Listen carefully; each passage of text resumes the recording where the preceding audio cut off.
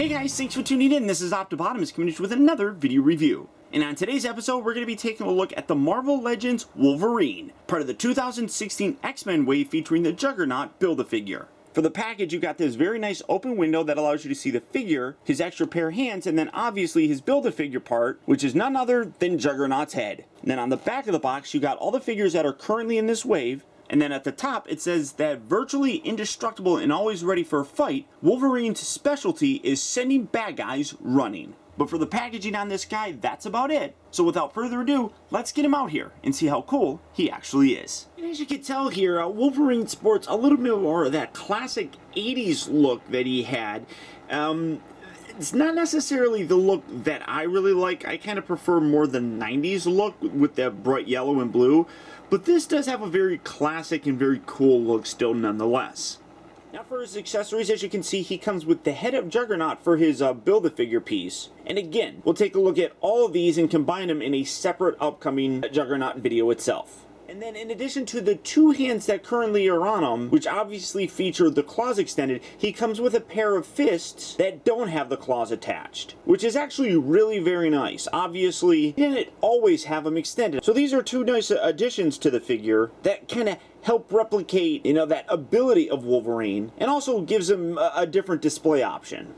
Now coming in to take a closer look at the figure, as you can see, sculpt-wise, that looks absolutely terrific. Color-wise, I may not be a big fan of, but I think they did a great job with that. The head sculpt itself, I really like the little fins that come up here in real great detail. Come down to the rest of the body. Now, this is part of what I don't particularly like. Like, when you look at the arms, I don't like how the suit is just kind of painted here. I don't know why, but in the arms, it just looks weird to me. I don't know. It just stands out. I can't really put my finger on it, but I just think that it looks off. Now, the rest of the sculpt looks pretty good. The paint on the body, though, one thing that you're seeing is the abdomen area and the way that the yellow is for the upper part of the thighs. It's two different yellows. It kind of bothers me that it is that obvious of a difference. I mean, it really does stand out. You can see just how much that yellow doesn't really match. You got a really nice sculpted and painted belt down here. Nice sculpting for his thighs and the musculature in there. And then you come down to his actual boots, and I really love the sculpting detail on here. And you can see you got a nice black stripe that kind of go along the side and then down the middle of his actual boot. Looking at his actual claws, I like the nice silver bits here for where the claws actually come out. One thing that's weird, though, is you can totally see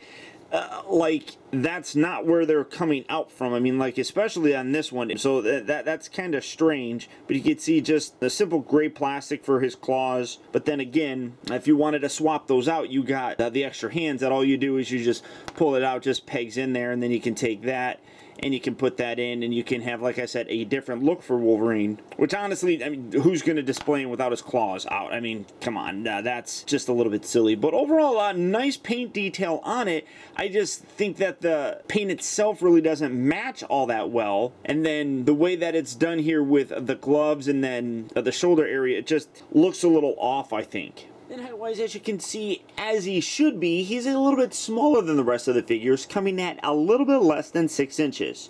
For his articulation, you have a real nice range of motion with the guy. The neck is on a ball joint, so you can get it rotating side to side, and it can also look up and down pretty nicely. Not too much side to side motion, but you do get a little. And then you have that little sliding joint that allows you to get him looking real high up, or if you want to, real far down. And he also does have this little butterfly joint at the armpit, so you can move that in and out, which is nice. You can also rotate the arms about that far up. It's a little bit limited because the upper part of the shoulder kind of rubs into this part of his body, so it kind of limits that upward motion, but you do get a nice rotation as well. He rotates here at the upper part of the bicep. If you hold this still, you can rotate it. He's got two joints here at the elbow, but again, because of the muscle, it's kind of limited, honestly. You basically only get about a 90 range of motion, even with two elbow joints there, so it's almost kind of pointless because of how big his muscle gets right there. And then the wrists rotate nicely. They also also hinge forward and back. That's the exact same on his alternate hands as well.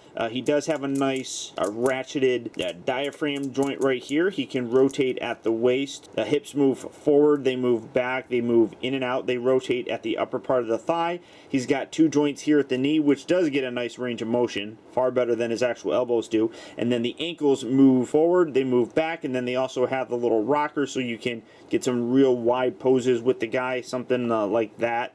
Overall, Wolverine here is a pretty good figure, but he's definitely not the best, and he is a bit of a disappointment for me. The head, the body, everything sculpting-wise looks really very good, but I feel like paint-wise they could have done a much better job. I don't really like the way that the shoulders and the gloves are kind of done, and the mismatched yellow just really kind of is an eyesore. Also, the brown outfit is not really one that I really like all that much. I understand why they did it, and he probably wore the brown outfit more than any other color. It's just, for my personal taste, it doesn't match very well. He's a good figure, I just feel really doesn't live up to his potential. I do recommend him. Just know that in my opinion, he's not the best in this wave. But if you're looking for him, he is available at various retail locations right now. Or as always, there's Big Bad Toy Store. So all you have to do for that is click on the link down in the video description. You'll go to BBTS where you can check out availability on this guy, as well as the rest of the Hasbro Marvel Legend figures. But beyond that, guys, that's about it. So once again, I want to thank you for tuning in. This has been Optibotimus. Don't forget that if you like this video, to please like and share it. Also be sure to subscribe in case you haven't already subscribed. That way you never miss a future review of mine. And as always, until next time, I'll talk to you later.